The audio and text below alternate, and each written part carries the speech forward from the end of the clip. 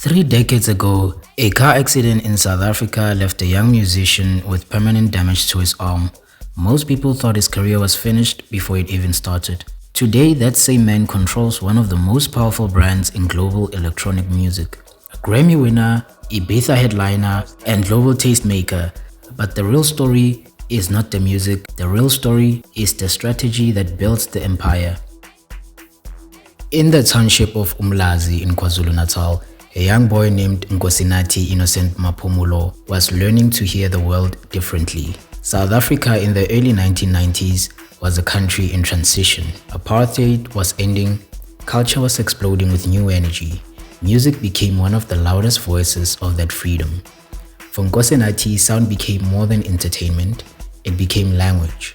He studied jazz at the Durban University of Technology and began experimenting with house music. At the time, South Africa was still developing its identity. Most artists were copying European club sounds. Black Coffee had a different vision. He wanted house music that carried African soul. What few people realized at the time was that he was not only developing a sound, he was developing a brand. But the sound alone was never the real weapon. Behind the music was a calculated strategy that most artists completely miss.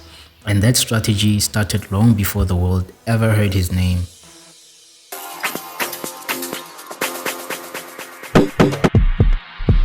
In 1990, during celebrations for Nelson Mandela's release from prison, tragedy struck. A car accident left Nkosinathi with permanent damage to his left arm. For many musicians, this would have ended the dream. But adversity forced a decision: quit or redefine the path. He chose reinvention. Instead of hiding the injury, he allowed his story to become a part of his identity. Discipline replaced limitation, precision replaced doubt. This moment shaped the mentality that would define his career. Control the narrative before the world writes one for you. The first major opportunity arrived in 2003 when Black Coffee was selected for the Red Bull Music Academy in Cape Town. The academy connected him with producers from around the world and exposed him to global electronic music culture. 2 years later, he released his debut album, Black Coffee, in 2005. The album was different from the typical club music of the time. It blended deep house rhythms with live instruments, African vocals, and jazz influences. Tracks like Happiness and Superman helped define the soulful house that later became known globally as Afro house. The album achieved platinum status in South Africa, but the real energy was larger than music. Black Coffee was positioning himself as a cultural exporter with a sound rooted in Africa but designed for the global dance floor. The international breakthrough happened gradually but deliberately. Global DJs began discovering his productions.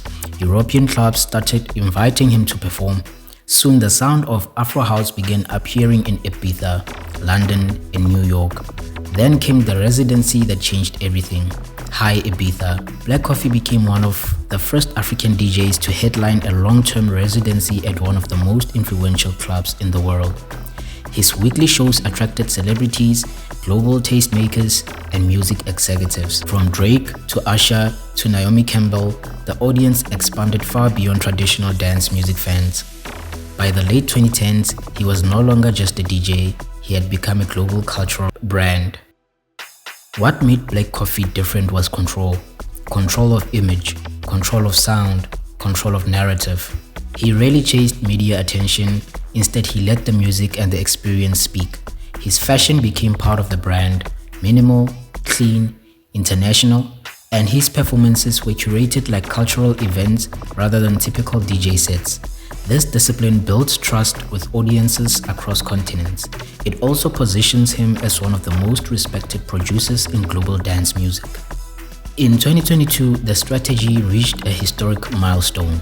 Black Coffee won the Grammy Award for Best Dance or Electronic Album for Subconsciously. It was a moment larger than one artist.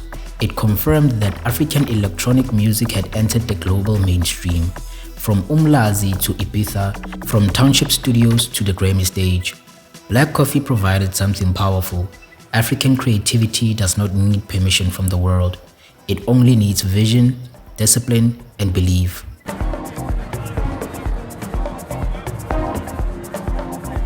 I do not work with people who are not nice.